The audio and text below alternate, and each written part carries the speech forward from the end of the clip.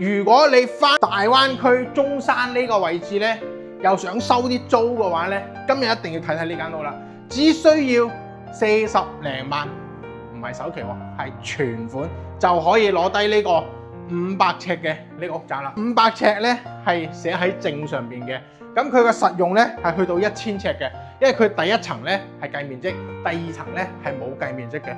咁呢個位置咧望出去咧係成個小區嘅園林位置，樓下咧就係泳池，所以咧呢個視野係非常之好嘅，亦都係冇遮擋嘅。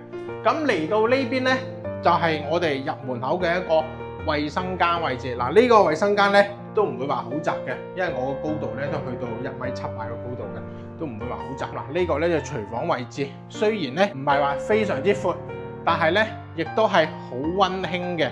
咁呢個500尺嘅樓，依家總價只需要40萬人仔，我覺得性價比真係高。嗱，嚟到呢度咧，仲可以放個冰箱位置。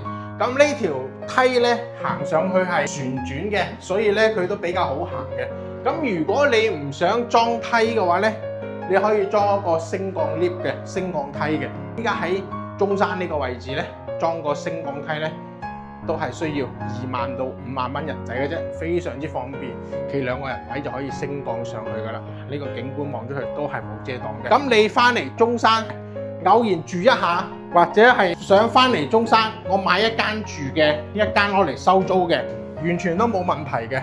上個月呢個小區咧，足係賣咗100間嘅，80%都基本上係香港，仲有係華僑人買嘅。